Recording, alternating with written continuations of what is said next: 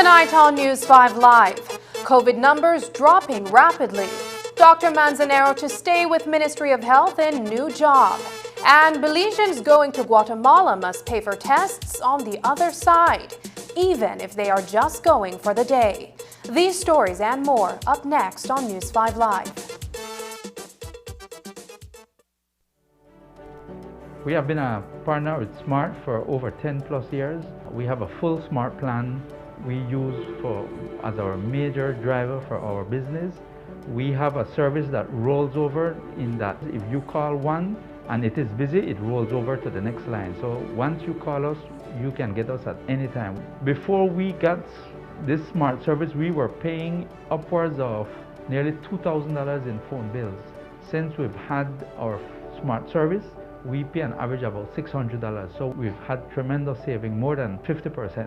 For the businesses, if you want to save money, switch to SMART because it is far more cost effective and the service is excellent. SMART continues to be innovative in bringing new technology and meaningful savings during these challenging times to businesses across Belize. Sign up for our VoIP technology or broadband packages and save more. New Year's is a time for us to make hearty resolutions that will help us better our lives, and then promptly forget about them. However, there are some resolutions we shouldn't forget about. Join us for our new series, 100%, where we'll be talking about being 100% in on things like our relationship with God, our spouses, finances, and more. Tune in at 10 a.m. right here on Channel 5 Belize.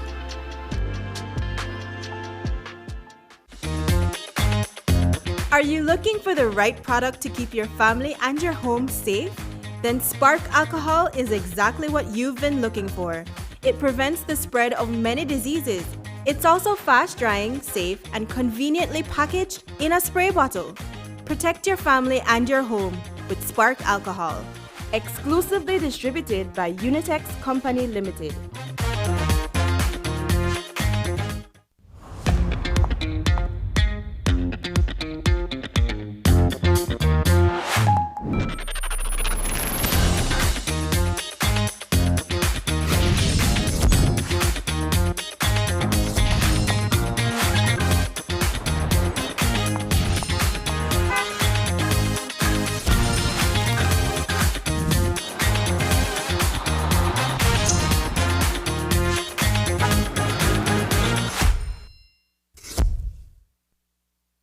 If you're looking for low-cost television advertising, have we got a deal for you? Advertise on Channel 5's Daily Classifieds. Channel 5's Daily Classifieds is one of the most effective methods for introducing yourself and your business to the community. Use our Daily Classifieds to recruit employees, promote specials, promote your products or services, promote a business opportunity, increase traffic to your website, and advertise items you have for sale. Let us help you save valuable time and money. Call us today at 223-0146 or visit us at our offices on Pony Drive to discuss how we can help your business grow affordably. Channel 5's Daily Classifieds. Advertise today.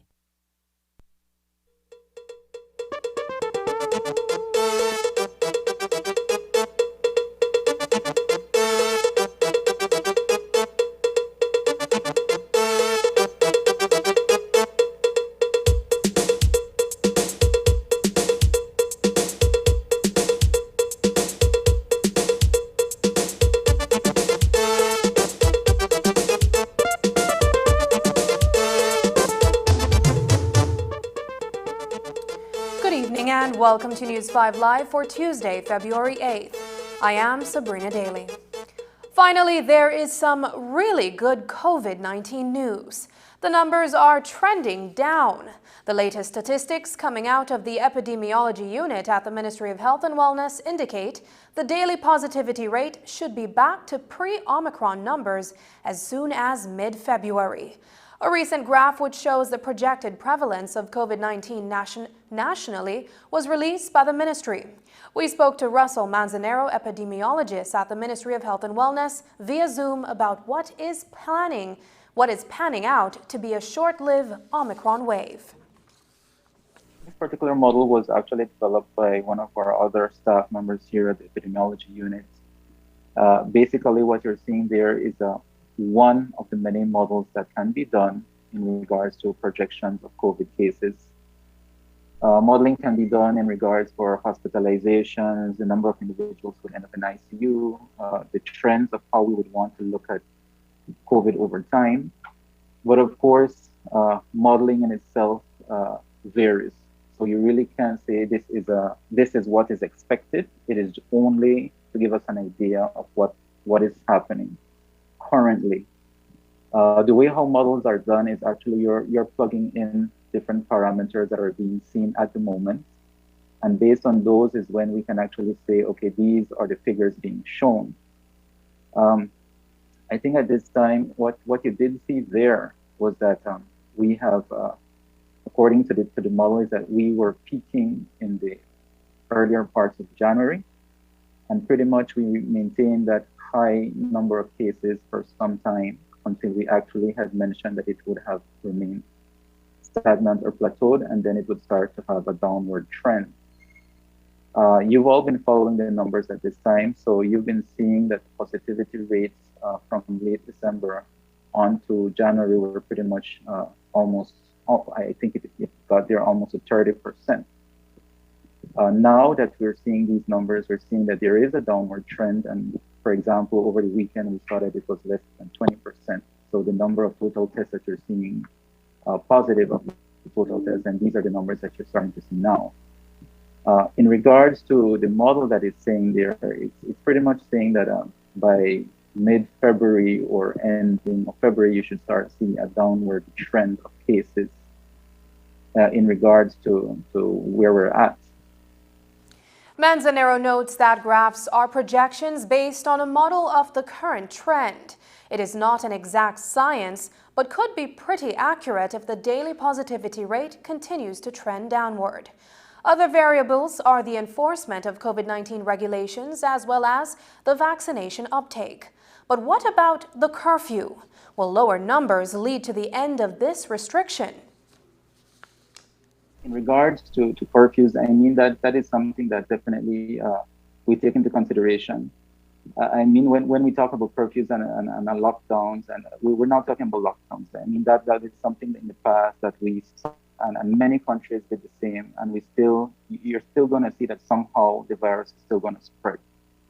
With curfews in place and the limited mobility of individuals, it does tend to create some kind of barrier, and individuals seem to adhere at some point.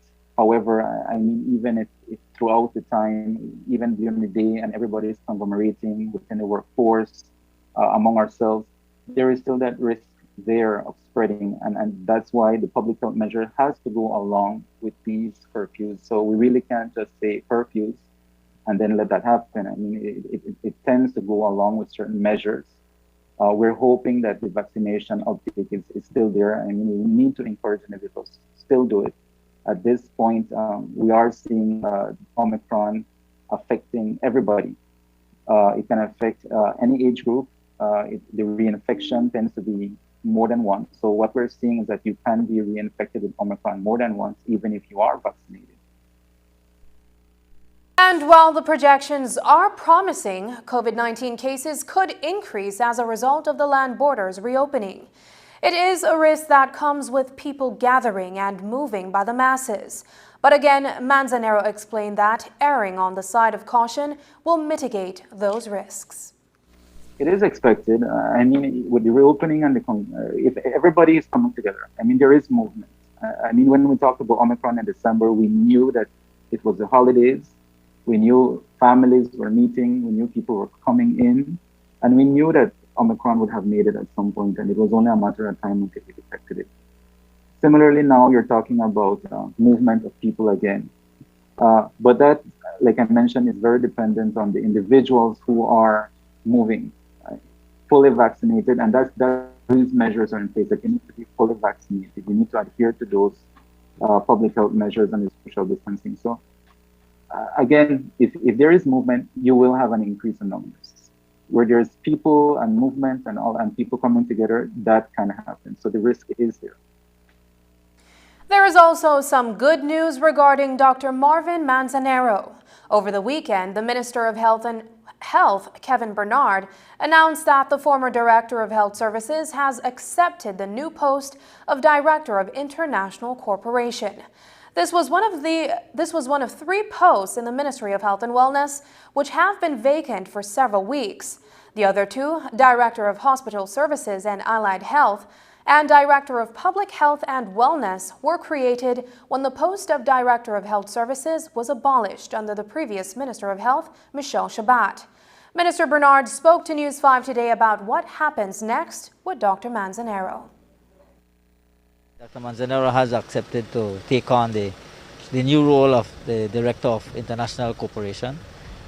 We are now going to go through the process that has to take place at the Public Service and make that recommendation from the ministry that Dr. Manzanero be offered that position. As far as we are concerned, I think both from the Public Service Union, the ministry itself, and myself as a minister, we wanted an amicable solution. We found a solution, and I think that that's the best way to go. Meanwhile, the deadline for applications to fill the other 2 posts, Director of Hospital Services and Allied Health and Director of Public Health and Wellness, closed on Monday. The minister told us that the ministry has received a number of applications. I am very much aware that there were people who applied for this position. We are from within the same ministry? I'm not sure if within and outside. So we are looking at, whenever that happens, we are going to make sure that we try and get the best fit that can lead this ministry in those capacities. I will not interfere in that process. There's a committee that will look at that. When the Public Service and the ministry gets together with the people that will do the interviews. The current shipping challenges that have prevailed over several months have compounded an already short supply of medications brought on by the mid-2020 budget cuts that the National Health Insurance had imposed for imaging, laboratory, and pharmaceutical services. But Minister Bernard assured today that the patients will be able to access their medications in the coming weeks at their public health clinics. It is my priority. In fact, I met with the Belize Medical and Dental Association just this Monday, yesterday. And that was one of the things that was raised. And I have said to my team, when I met with the technical advisors last week, I said to them that we cannot afford to have those issues repeat itself. And it is my commitment that whatever processes has to take place by the end of this month, so that we don't have this type of delay, we are going to do so. We cannot have our hospitals and our health facilities short of these basic medication. We have sent out the call to the suppliers for those who had tenders to ensure that they give us a timeline by the end of this month when those supplies will be in country. But I can tell you that any new purchases or any new orders that has to go forward, whether through the tendering process, will be done timely so that we have those medication in hand to supply our facilities over the period of time. Is the problem really supply and demand, or is it budgetary constraints? It was not budgetary constraints. I will not say it's budgetary constraints. I think that at the time, supply and demand has been an issue. We had a great spike as well in COVID cases last year that made a lot of demands on some of the supplies. But at the same time, we know we're having some issues with shipping. There had been, and unfortunately, there were delays. And I will not hide away from the fact there were delays in some of the internal processes that was done. And I call upon everybody, every player, the contractor general, the procurement team, the tendering committee, you've got to get your act together. We need to ensure that whenever these processes are done, the people can get their medication timely so that we can afford to provide an efficient service to the Belizean people. How soon are we looking at, Minister? We are starting that process by the end of this month. We have already starting to make a call out. But like I said, we're trying to ensure that those who had supplies to submit give us by the end of this month the latest so that these supplies can come into country. Coming up, heading to Guatemala, we'll tell you what you need to pay to go across and why Guatemalan students aren't coming over to Belizean schools just yet. Details when we return.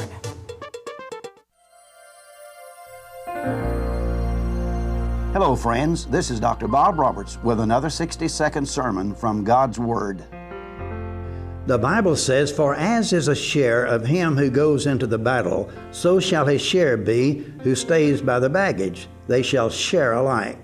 On October the 14th, 1987, Jessica Morales, later known as Baby Jessica, became famous when at 18 months old she fell into an 8-inch well 22 feet deep in her mother's backyard and remained for 58 hours as the world watched her rescue on CNN. They had to bring in a drilling rig to drill a hole big enough for a man to go down on a rope to rescue her. Now my question to you is this: who was the most important? The man who went down into the well on the rope or the men holding the rope? The answer is they were equally important. The rescue effort required the faith and fortitude of both. In our Bible passage today, David had just won a major battle on the battlefield with 400 men, and they took many valuable things as plunder. However, back home, some of the soldiers did not want to share with the 200 soldiers who had remained behind to guard their baggage and supplies because they had been too faint and weak to go. David demanded that those who stayed and guarded the baggage would get the same share as those who went to battle, that they would share and share alike. The faithful work you do for Jesus may seem unimportant and go unrecognized, but at the judgment seat of Christ, you will be faithfully rewarded for staying by the baggage. Today's 60-second sermon has been presented by Christian Foundations of Faith in cooperation with the Baptist churches in your area. Digi, the premier name in voice and data, is also the country's leading provider of innovative services and solutions for small business and enterprise. At Digi Business, we offer solutions, tools, and applications to support your business needs. Reduce costs, improve efficiency, and excel in a changing world where no idea is too big and no task is too small. From technology advising to design implementation and management, our team of qualified solution sales and specialists can develop a reliable and robust infrastructure, allowing you to spend more time on what matters most, your business. Visit us online to explore how DigiBusiness innovative products and solutions can help your business reduce costs and improve efficiency.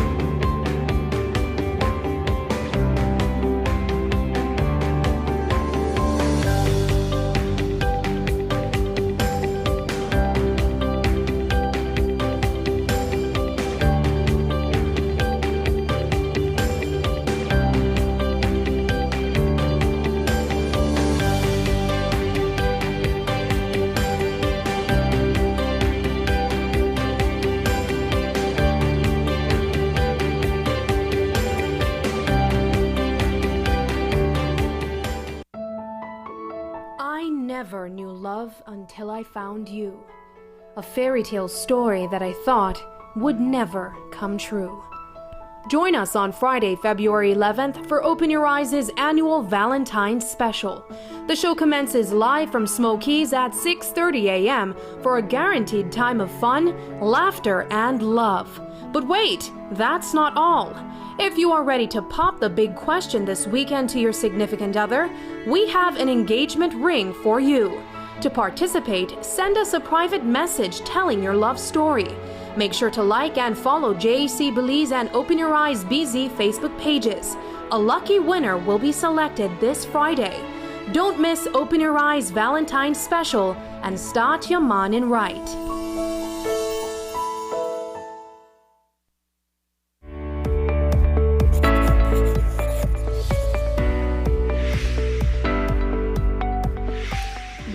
Pfizer COVID-19 vaccine?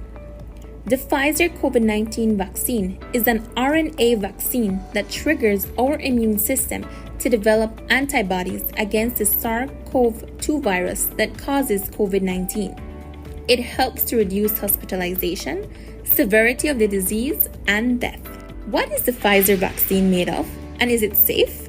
The Pfizer vaccine is made up of mRNA messenger ribonucleic acid, which are molecules that carry the genetic information needed to make proteins, lipid, salts, and sugar.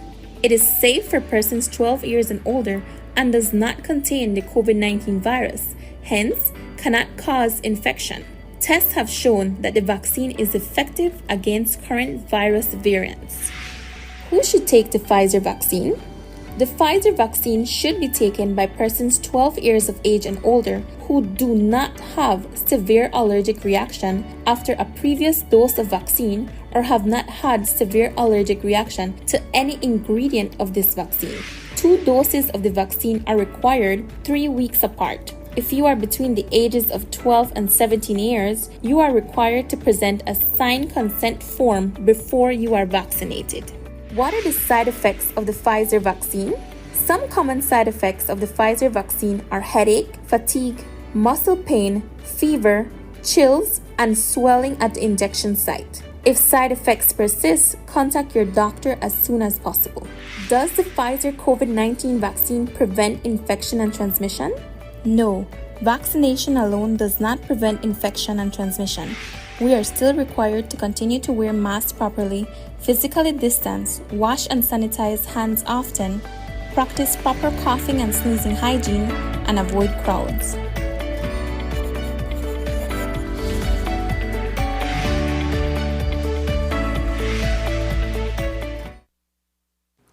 It is day 2 since land borders have been reopened for Belizeans. And today, a News 5 team headed to the western border with Guatemala to see exactly what the procedure and traffic was looking like. We found just a small group of persons, primarily tourists, who were going on one-day tours to Petén, using this port of entry. Reporter Dwayne Moody files this report. There were not many persons making their way into Belize at the western border with Guatemala. There were, however, tourists heading into Guatemala for tours in neighboring Petén.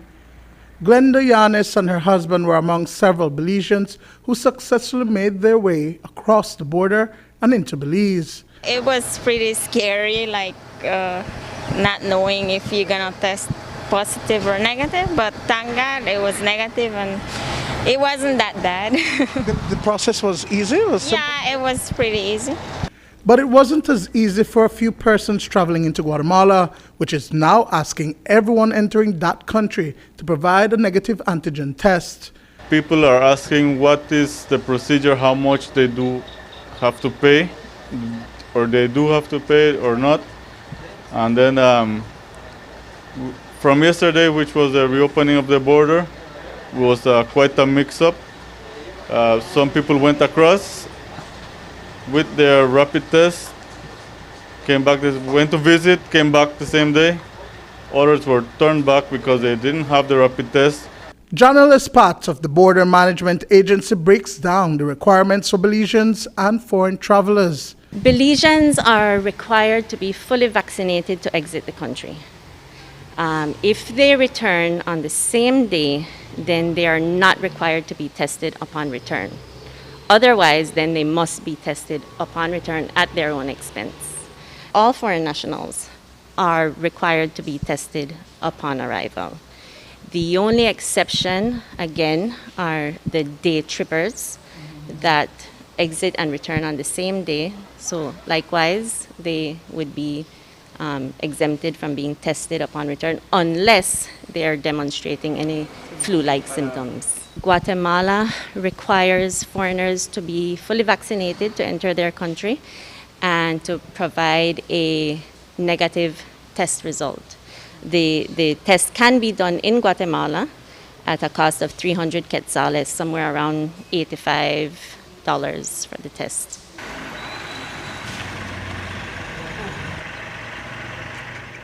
There are various health protocols in place here in Belize, but just beyond this barrier and the Orisa sanitation treatment area, there is no mask mandate in Guatemala, and that is of concern to Belizeans. As foreigners make their way onto Belizean soil, they are informed of the mask mandate in Belize, and after an initial screening by an immigration officer and health personnel, they are queued for processing. We did some infrastructure work to accommodate tourists that are coming in as well as Belizeans. We created 2 lanes, one being for Belizeans that had exit Belize for their day trippers. And for those, we asked them to have a vaccination card. There is a health form that was created by the Ministry of Health. All persons exiting that have the intention of returning are required to complete the form, and the immigration officials date stamp the form, and the health officials, together with immigration, utilize that form to determine whether or not the people who are returning require testing. Like how you all know, tourists and foreigners are required to take a COVID test upon arrival. Though we have a lane just for those tourists in which when they come in, they proceed to Belize Diagnostic Center where they take their COVID test. After they've taken their COVID test, they have to wait their time, which is 15-20 minutes. And they proceed to the health inspector, in which the health inspector gives them the clearance for them to enter into immigration and into the building. So over the past 2 days, movement at the western border has been minimal, with less than 100 persons traveling through that port of entry. But acting site manager Julio Sabida believes that in the days ahead, the traffic will increase. It should pick up. Normally during the weekends, we do receive a lot of tourists that are entering Belize. Okay. So we do believe that it will pick up, especially now that we're heading into Easter. So we do expect to have more traffic during the coming months and days. Dwayne Moody for News 5.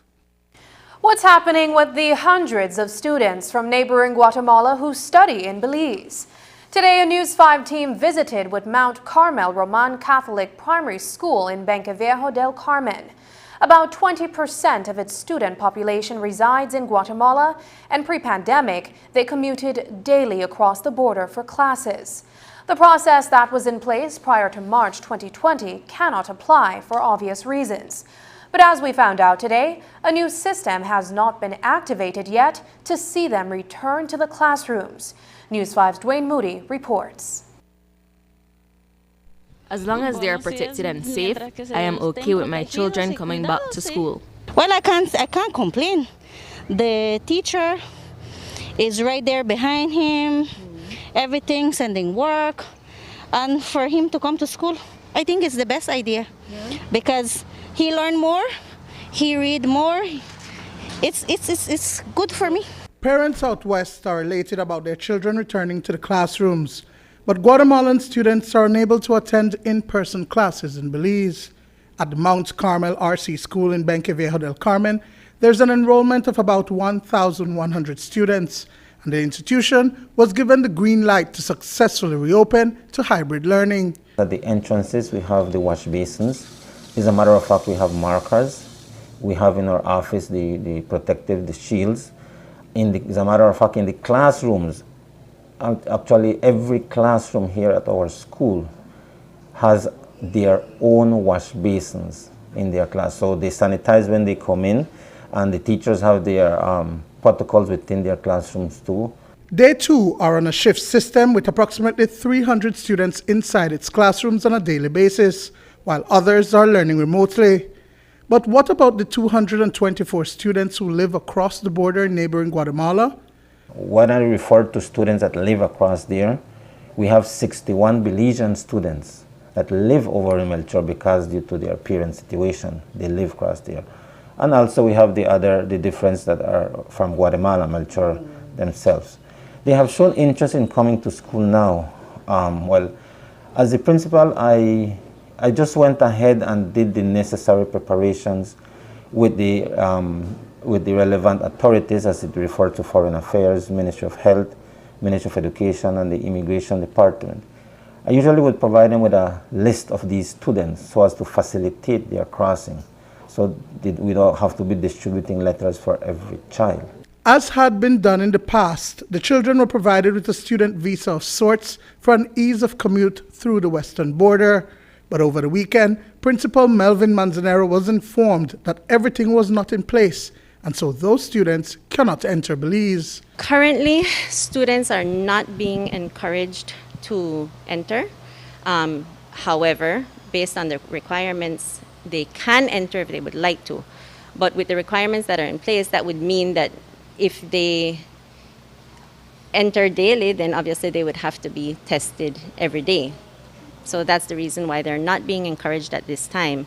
At $100 daily, the cost would be exorbitant for not only the hundreds of students who study in Belize, but also migrant workers who commute on a daily basis.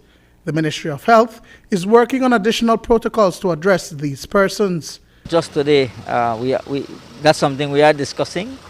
There are some concerns, but we are going to come back to Cabinet for a final decision on next Cabinet meeting, where myself and the COVID team has already discussed some of the issues, but we are going to come to Cabinet next week with a paper that will discuss those necessary things. Dwayne Moody for News 5. The Ministry of Health and Wellness announced today that young people aged 12 to 17 years are now eligible to receive their booster dose of COVID-19 vaccine. The Ministries of Health and Education say those not attending school can get vaccinated at nearby schools and schedule times that will be shared shortly by both ministries. And while there has not been a rush of Belizeans heading across the border yet, Health and border officials do expect an influx of traveling Belizeans over the weekend. But Dr. Gilhari says they are prepared for the exodus. Definitely at the beginning when we started talking about reopening the borders, one of our main concerns was the human resource because our health system is already strained as it is. But thankfully provisions were made by the ministry and they did hire some extra hands. So in terms of coverage, I'm not worried. We do have coverage for the border right through the weekend. And we were helped out a little in the sense that we're not opening 24 hours yet. So I think that the transition is good. You know, we do this by phases. But coverage we do have. We have a little bit of work to do when it comes to the infrastructure. But we will definitely be completed by weekend. As you say, we are expecting a high flow over the weekend, so that's our main goal, that by Thursday everything be completely set in place. After the break, the latest from the Cycling Federation of Belize. But first, here's a look at the latest COVID-19 figures.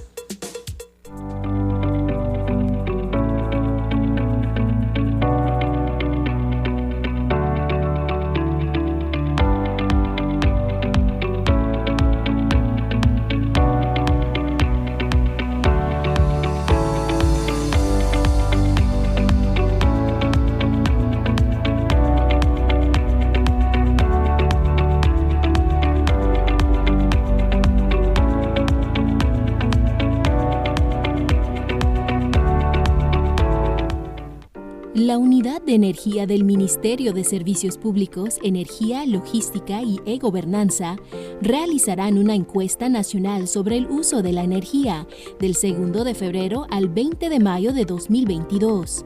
La encuesta abarcará todos los sectores económicos de Belice y la información recolectada será usada para apoyar políticas energéticas y ayudar a planificar un futuro sostenible para el sector energético de Belice. Si su hogar ha sido seleccionado, un encuestador visitará su casa con una identificación. Las empresas recibirán un cuestionario en línea para completar.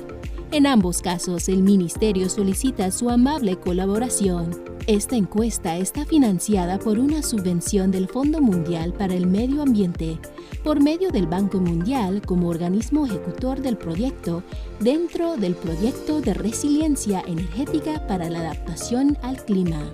This Valentine's Day, ditch the roses, skip the romantic dinner, and simply say, I love you with a Samsung. Treat that special someone to a Samsung A-series device. The awesome and affordable lineup includes the Galaxy A02, A03 Core, A03s, A12, A22, A32, S20 FE, and even the Tab A7 Lite and Tab A7 LTE. Plus, there's no tough love with Samsung. Every Galaxy purchase from an authorized reseller comes with a 1-year local warranty that will make you love that Galaxy even longer. So, head over to any of Samsung's official partners this Valentine's and make it special. Who offers the best mobile experience in Belize? You don't know? Well, the truth is, Digi, our national telecom, of course. Digi has the largest mobile LTE advanced network with over 96% countrywide coverage, offering the fastest mobile LTE data speeds at the most affordable rates with mobile plans that fit your lifestyle. The truth is, only Digi gives the ultimate mobile LTE experience. Visit your nearest Digi store to join the bigger, better network today. Digi, our national telecom. Visit us online at www.livedigi.com. Taking its name from the venerable father of the nation, the George Price Highway stretches 77 miles from Belize City to Benqueviejo. Originally built in the 1930s, this cross-country highway system is the artery that links Belize to Central America at the western border with Guatemala. That connection facilitates overland trade, supporting Belize's economic development. Winding its way across the scenic countryside, the George Price Highway from Roaring Creek to Esperanza has been fully reconstructed to meet international standards, with particular emphasis on road safety. A shorter and hassle-free commute is best enjoyed when everyone obeys the traffic laws. To reduce the number and frequency of road traffic accidents, it means that a seatbelt must be worn at all times and the speed limit observed when traveling along the highway. It also means that pedestrians must use sidewalks and crosswalks where available. Buses should only board and discharge passengers at a designated bus stop. Road safety is everyone's responsibility. It begins with you. Bundle the fastest, most reliable, unlimited broadband in Belize with your prepaid or postpaid mobile plan or Netflix. You can bundle your broadband with your prepaid and enjoy 50% off all national calls, plus get SMS and data. Paid plans? Then bundle with any speed and pay only $25 extra monthly to enjoy unlimited smart-to-smart calls, plus 500 minutes, plus 6,300 megabytes of data. Stream unlimited HD movies and TV shows with our broadband, plus the Netflix add-on for only $30 monthly, and enjoy streaming on your laptop, TV, phone, or tablet. Visit a smart showroom near you to sign up or upgrade to the bundle that's right for you. Smart, bringing people together. 40-year-old Glenford Sabaranis was arrested and charged on Monday following an armed attack on Antelope Street Extension over the weekend. On Saturday evening, a volley of shots was fired, injuring 5 persons, including 2 women. It is reported that the gunman targeted Robert Lamb and in the process injured several bystanders. Sabaranis subsequently appeared before the magistrate's court on February 7th, where he was read charges for attempted murder, use of deadly means of harm, and grievous harm. Police stopped short of confirming that the attack on Lamb was gang-related. An extraordinary general meeting is being requested by members of the Cycling Federation of Belize in an attempt to elect a new executive. This afternoon, Tariq Cano and Alexi Ordonez, having tendered a copy of the requisition to the National Sports Council, convened a brief question and answer session with the media. According to Cano, elections were to have been held in 2021. For whatever reason, that activity was never held. We have given the current Cycling Federation body a requisition form signed by cyclists requesting for an annual general meeting and initially to call an election. No? Now this has to be done by having at least 15 signatures, which we have doubled from the cycling community in support of having an early election. No? So with that, we want to see how best we can move forward and initiate the movement of getting cycling forward. Myself, Tarikana, is no stranger to the sport of cycling. Over the past 3 years, we've been pushing cycling both locally, internationally, and getting the young generation educated on a wide scale. No? So this venture to have the election call is just so we could get the ball rolling and getting more done for cycling in Belize. Cycling has been on a downfall for the past 5 years, you could say now. Our youths in cycling has dwindled from my days, which was about 70 young riders, to now you have not even 10 riders lining up for classics. And that's the future of the sport. You have these young athletes, 10 of them, and out of that 10, maybe 5 will transition into an elite rider, and then what happens to the generation of cyclists? It's dwindling, it's dying off. The females also are dying off, and we're trying to revive that back. Myself, Mr. Ardonis here and his family, and a few others have pushed in the past 3 years to try and see how best we could revive back the sport. Running for vice president on Cano's ticket is Alexi Ordonez. Despite trying to revive interest in the sport, Ordonez says that much more can be done to meet the needs of cyclists at all levels of riding. If you notice, Cano said 5 years, but almost for the past, I'd say like a decade, the Catus family and Kaya herself have been doing things for the development of very young cyclists, right? Just recently, my family, my dad and my brother and myself, we've started a live streaming event where we highlight the cycling, the coverage of the races, as well we highlight the cyclists. We review all the events from the past week, right? With that being done now, cyclists, once again, cycling is getting the attention that it needs, right? And we believe, like Mr. Cano said, if we have the chance, once again, we can do much more if we're actually in power. No, we're not in power, and we are the people doing most of the things for cycling that needs to be done. I really just want to appeal to the cycling community. We've been fighting for you for the past 5 years, even more so.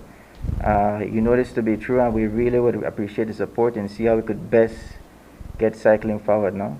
And now is the time. I know everybody likes to complain in the shadows, but now is the time for to join the revolutionary wheel and make the difference in the sport. An aquaculture workshop was held Monday at the Tilapia Hatchery Center in Central Farm for shrimp farmers. Aqua experts Grant Stantaford and Matthew Saunders from the United Kingdom facilitated. The pair is in Belize along with the Center for Environment, Fisheries and Aquatic Science, CFAS, to look at how aquaculture, fisheries and food security can improve. CFAS will host a series of workshops for the productive sector and launch a program called the Ocean Partnership, funded by the UK's Blue Planet Fund during the visit.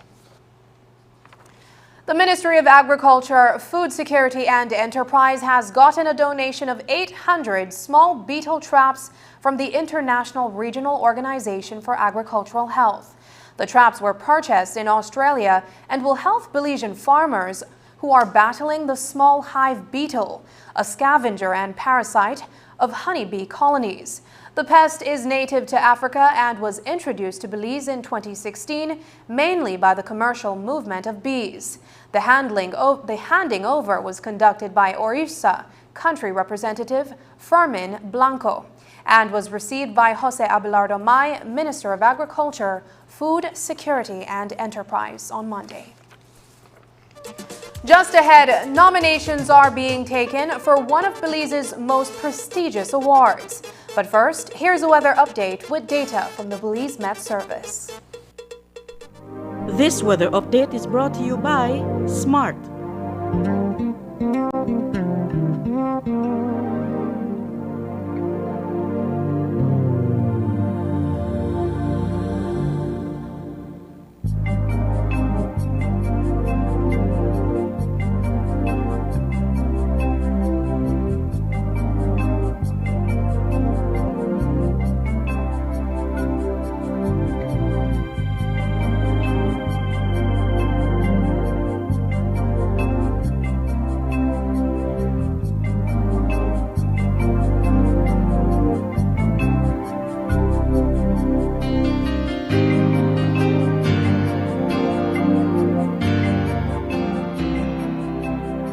News Weather Update was brought to you by Smart.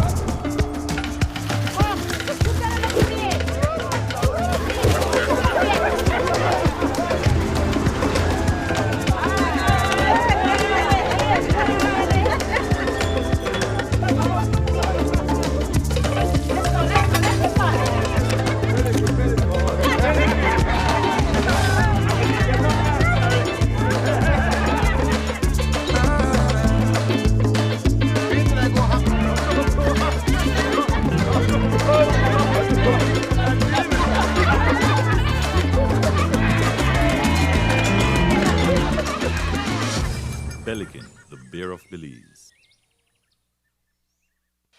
The Social Security Board, in collaboration with the Labor Department, takes this opportunity to remind insured persons of the requirements for compensation when on sick leave. Any employee who has worked with an employer for at least 2 months is entitled to 16 working days of sick leave with full pay every year. This is how it works. Upon approval of a sickness or injury benefit claim by SSD, 80% of the employee's weekly insurable earnings is paid as a Social Security benefit, and the difference in the employee's salary is paid by the employer. This is to ensure that the employee does not suffer any loss of wages when ill. After 16 days, compensation for sick leave is paid as a Social Security benefit only. Some conditions apply. This message is brought to you by the Social Security Board and the Labor Department. Social Security Board, safeguarding you, your family, your future. In these trying times, Smart is here to lessen the burden. Smart's reduced roaming rates save you while traveling.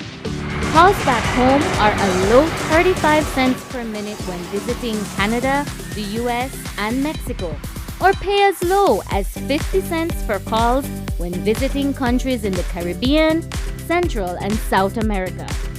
For the month of February and March, enjoy an unbelievable low rate of 30 cents per megabyte when roaming with mobile data in Canada, the US, Mexico, Central America, and the Caribbean.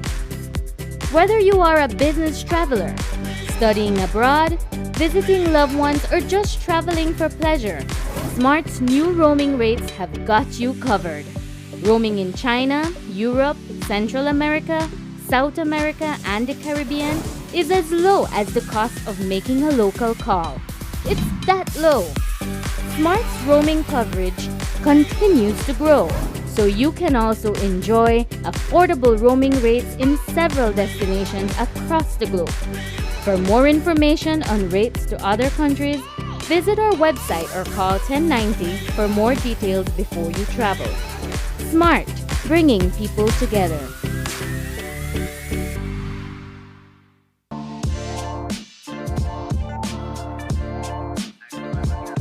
Connecting people. Creating memories. So here we are at the Glaze Out Kitchen. I just prepared this amazing broccoli. Sharing a smile. Next Gen, the ultimate digital experience.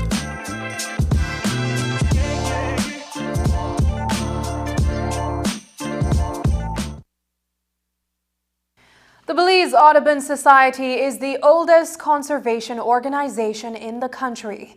Established in 1969, the NGO has evolved to becoming one of the leading environmental groups advocating for sustainable management of Belize's natural resources.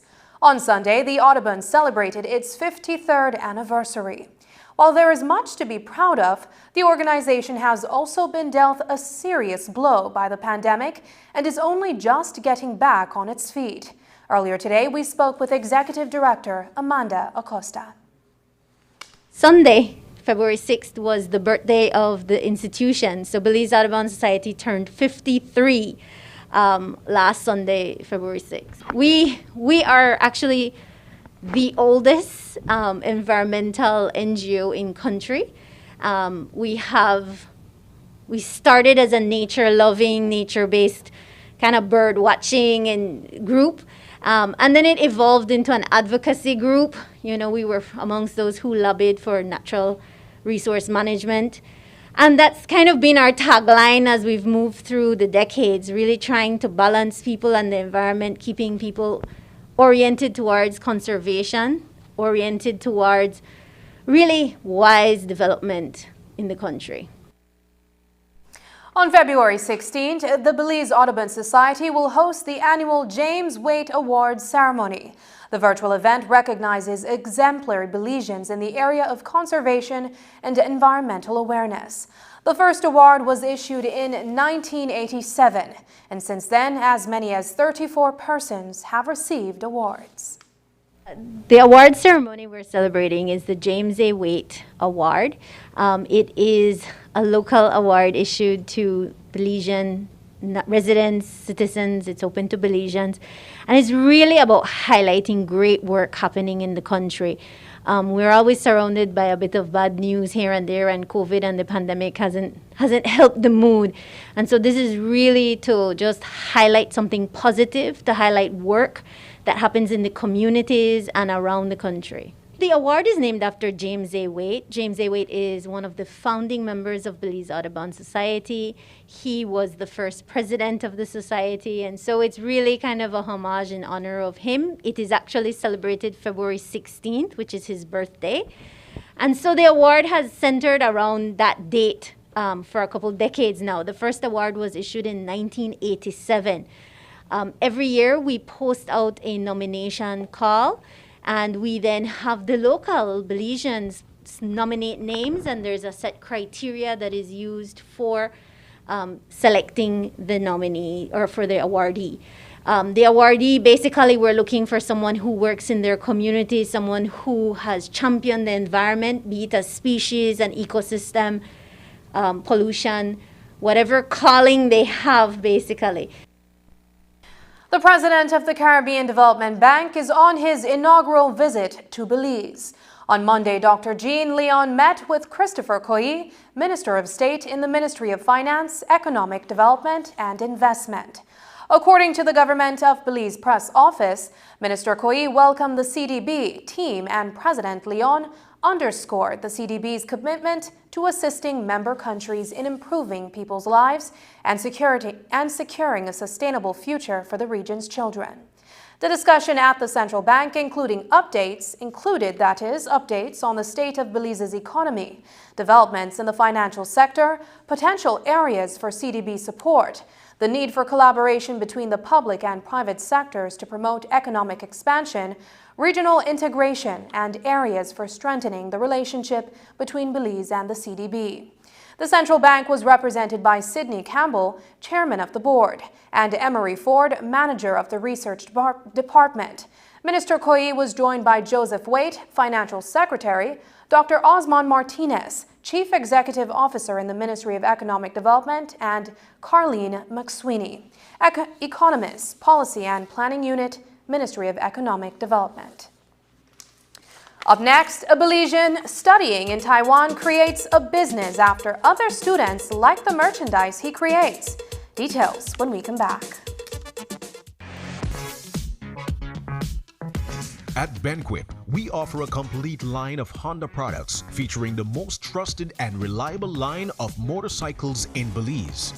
For outdoor and marine recreation, we have Polaris ATVs and UTVs, Honda Outboards, and Volvo Pentamarine solutions.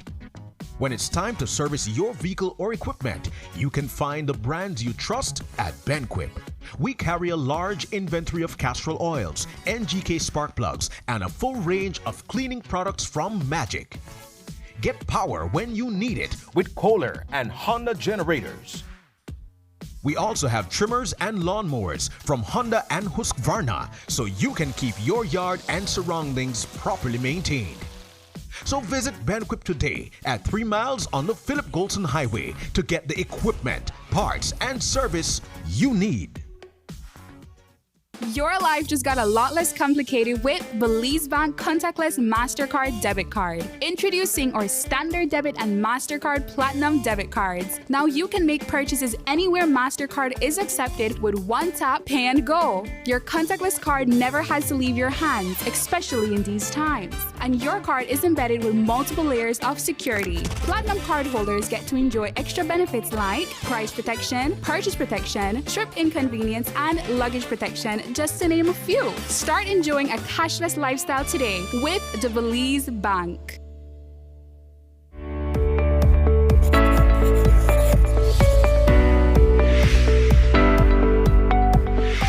What is the Pfizer COVID-19 vaccine? The Pfizer COVID-19 vaccine is an RNA vaccine that triggers our immune system to develop antibodies against the SARS-CoV-2 virus that causes COVID-19. It helps to reduce hospitalization, severity of the disease, and death. What is the Pfizer vaccine made of, and is it safe? The Pfizer vaccine is made up of mRNA messenger ribonucleic acid, which are molecules that carry the genetic information needed to make proteins, lipid, salts, and sugar. It is safe for persons 12 years and older and does not contain the COVID-19 virus, hence cannot cause infection. Tests have shown that the vaccine is effective against current virus variants. Who should take the Pfizer vaccine? The Pfizer vaccine should be taken by persons 12 years of age and older who do not have severe allergic reaction after a previous dose of vaccine or have not had severe allergic reaction to any ingredient of this vaccine. 2 doses of the vaccine are required 3 weeks apart. If you are between the ages of 12 and 17 years, you are required to present a signed consent form before you are vaccinated. What are the side effects of the Pfizer vaccine? Some common side effects of the Pfizer vaccine are headache, fatigue, muscle pain, fever, chills, and swelling at the injection site. If side effects persist, contact your doctor as soon as possible. Does the Pfizer COVID-19 vaccine prevent infection and transmission? No, vaccination alone does not prevent infection and transmission. We are still required to continue to wear masks properly, physically distance, wash and sanitize hands often, practice proper coughing and sneezing hygiene, and avoid crowds.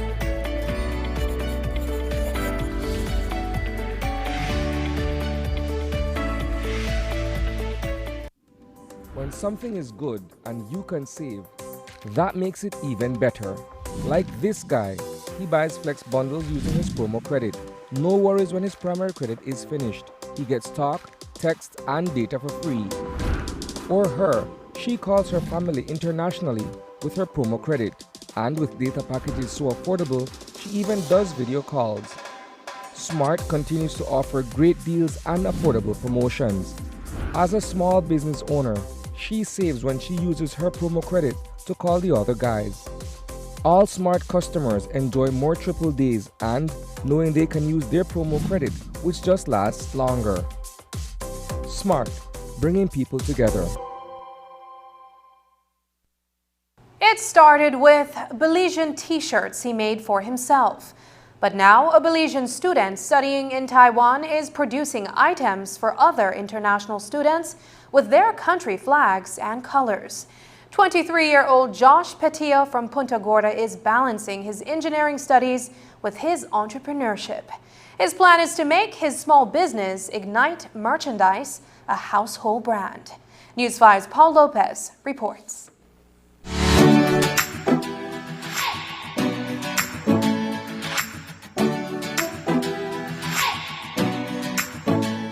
business. It's called Ignite Merch, and we focus on personalized merchandise, customized merchandise. A Punta Gorda town resident studying in Taiwan, Josh Petillo wanted to create a medium to showcase Belize. He started Ignite Merchandise. The reason I would say it's a bit different, not special in any case, but a bit different, would be because I don't only focus on the Belize shirts, right? I would also do customizations like for other countries such as Honduras, Central American countries, Caribbean countries. I also have some African countries as well. And they would come to me and say, oh, I like the Belize shirt. Could you do one for our country as well? And that's what got the ball rolling for doing other countries as well. But Belize is the primary focus. I have the pillows, like these, like as you can see. It could be customized as well. And the major ones right now would be the graduation sashes. As you can see, this one is for a country called Eswatini, Paraguay. This is for St. Kitts.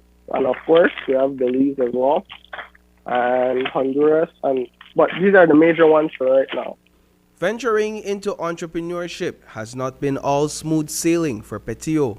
He spoke about how he overcame the initial roadblocks. Pretty challenging at first because, as you know, when you're starting a business and you have people would be a little bit skeptical about what you're doing and be like, I don't think it'll work, or I don't think it's a good idea to do it right now, maybe in the near future.